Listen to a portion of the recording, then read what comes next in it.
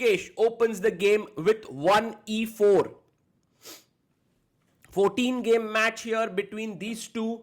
The first game has kicked off and Ding goes for the French defense. Wow, this is a surprise for sure, at least for us.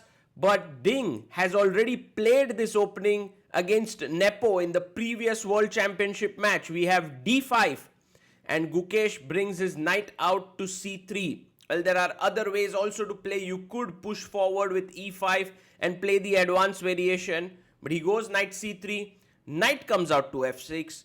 Two main moves now, bishop g5 and e5. Gukesh decides to take space in the center, pushes his pawn forward. The knight now goes back, knight d7. White has more space, but black intends to strike with c5. Gukesh solidifies his center with f4, and now the pawn comes to c5, hitting the base of white's pawn chain. The main move by far is knight f3. Many thousand games have been played, but Gukesh goes for the lesser known move, knight c e2, and that makes Ding think a bit, thinks for 3 minutes and brings his knight out to c6. Gukesh now solidifies his pawn chain. Look at this. He's lagging behind in development, but he has taken a lot of space in the center. And now a5, and that too after nearly 25 minutes of thought. The main move was queen b6, trying to attack the center, but he goes a5. And Ding perhaps wants to take space on the queen side. He keeps pushing his a pawn. a4 is on the board. And now Gukesh goes bishop e3. We have seen this happening before, I think in the game between Duda and Caruana. And now the bishop comes out to e7. You can see the timings on the clock. Gukesh has 1 hour 58 minutes and he makes the first new move of the game. The game Duda Caruana went queen d2, g4 played, and now after 14 minutes of thought, Ding goes queen a5. It's also now the first moment that Gukesh thinks. He plays his bishop to g2 and now is getting ready to short castle. But Ding already creates a lot of pressure on this pawn chain.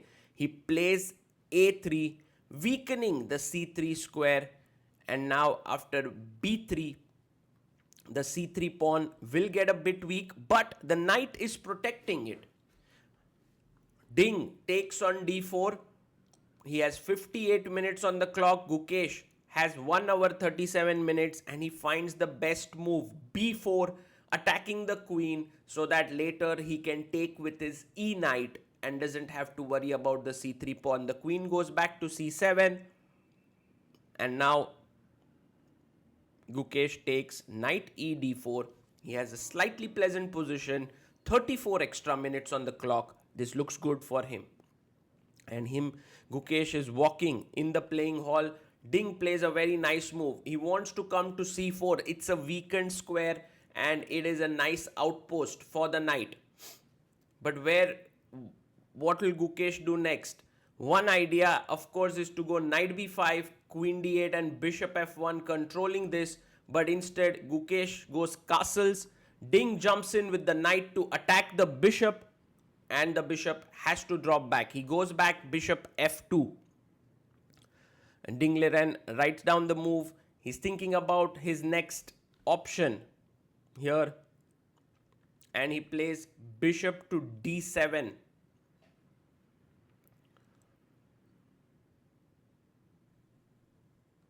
Gukesh now brings his queen to e2. He wants to push f5, but he first wants to get his rook in and wants to just solidify the e5 pawn before going for that move. Ding takes back on d4. Now, quite important, I believe, is to take with the bishop because then you strengthen the center. Instead, Gukesh takes knight takes d4. Maybe not bad at all, but just that now getting f5 is not that easy. Knight comes to b2. This move attacks the pawn on c3, but also prepares queen c4. So queen comes up to e3, and you have to remember that if the rook comes to c1 to defend here, then the queen will attack the a2 pawn. That's what Ding wants. He goes and attacks the c3 pawn. Perhaps it's important to bring the other rook to c1, but Gukesh brings his a rook, and he does not believe in Ding's idea of queen c4 and queen a2 because he thinks it's too slow. But Ding goes for it. Wow, he's attacking here. Can Gukesh push forward with f5 now? That would be something. And Gukesh does it. He's like, Ding, take this at your own peril because I'm coming after your centralized king there. Ding now goes into some kind of a thought because he cannot really take this pawn. If he takes it, then after fe or even f6, this king is in trouble. So Ding finds this amazing move, queen d3. Because if queen f4, he has this powerful blow g5. If you take fg, then queen takes g6, and black is already better here with knight d3 coming in. So Gukesh goes queen e1, but this is a passive move. And yes, he's defending the c3 pawn, but now the bishop can come in here and it would be extremely strong because this is the move which really creates trouble. And Ding finds it. The rook cannot move away from the c file because the c3 pawn is hanging. And if you play rook c2, which Gukesh has done, then black has an insanely strong move, rook c4, attacking the knight and wanting to win the rook. He finds it. Amazing play here by Ding. He finds another strong move, rook c4. Now Gukesh goes h4, attacking the bishop. If you take on d4, he wants to take with the bishop, queen c2, hg5, and white is doing well. So here bishop f4, great move played by Ding instantly. You can also see the clock timings now. Gukesh has just 15 minutes. Ding has 30 minutes. Queen goes to b2, threatening rook takes b2, but now the rook takes the pawn. There was so much pressure on Gukesh, he had to give up that pawn. And he takes, rook takes c3, queen takes on c3. And how is Gukesh going to react next? He's lost a pawn. He must play it carefully. fe6. Now bishop takes e6 is the best move, but also fe6 not so bad. It will give Gukesh some chances. He takes it and Gukesh may be back in the game. Knight e2 is a fantastic move, hitting the queen and the bishop. Ding had to take this back with the bishop there, but he took back with the pawn, and now knight e2 fork is an important move. He finds it. He's losing a pawn on b4. He's also losing a pawn on e5. But now pawns are not important anymore. That's because the black king is in the center and it has to be caught there. Queen takes e5 taken, and now knight takes f4 is a very, very powerful move. Gukesh takes it. Knight takes f4. Queen takes f4. And now bishop c5 must be played. Yes, you give up another pawn, but you catch the king in the center. This is a very important moment. But Gukesh goes queen c2. And his point is you can't castle here because of bishop c5 hitting the queen and the rook. So it doesn't really right now work, the castling move. But there is a very powerful move that Ding has. And let's see if the world champion can find it. You can see Gukesh's chair there shaking. He is under pressure. Queen c4 found, the best move in the position, because if you take the queen, then I take back. But if you don't take the queen here, then black can safely castle in this position. This is how cool it is. And Gukesh asks the arbiter that I have less than 5 minutes on the clock. Should I just stop writing? And as per the rules, you can, because there's no increment. He castles. Bishop comes to d4. Now 3 minutes 38 seconds. 8 more moves to make. He goes knight d3. Fantastic move. Attacking the bishop here. 6 minutes 32 seconds for Ding Liren. Queen e3 played here by Gukesh. And now Ding needs to find a very, very important sequence. He takes. Bishop takes. Isn't he losing the knight here? e5 found. What a move. Bishop takes e5 played by Gukesh, because you can't take with the knight. You will lose the queen. But now takes here.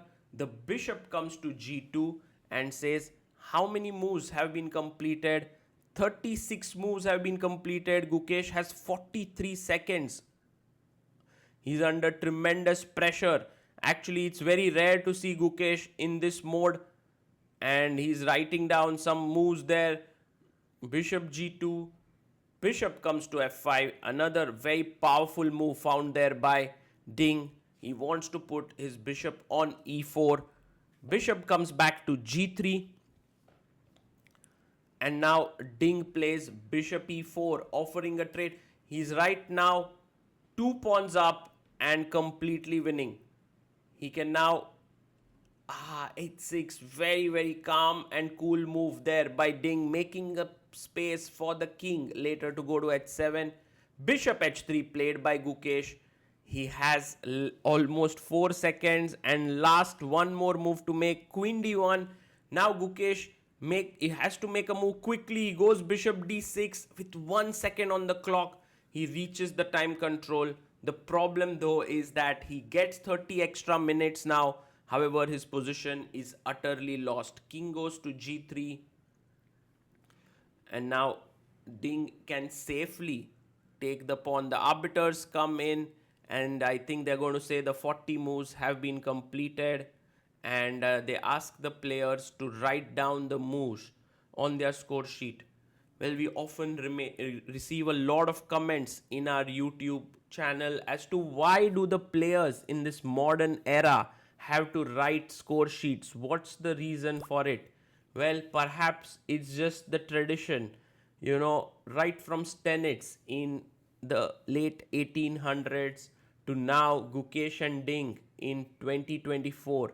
All the players have written down their score sheet, and perhaps that is what chess is all about. It is keeping a balance between modernness and tradition. 40 moves completed. Ding goes back into the resting area that he has. Gukesh gives a check. Now the important thing that Ding has to avoid is king at 7, because if he plays this, there's queen e4 check, de, and bishop a2. This is not losing, but it would end in a draw, so has to put his king on h8, and he finds it. King h8 played by Ding. Very strong move here by him. And now Gukesh resigns. The first game goes to the world champion.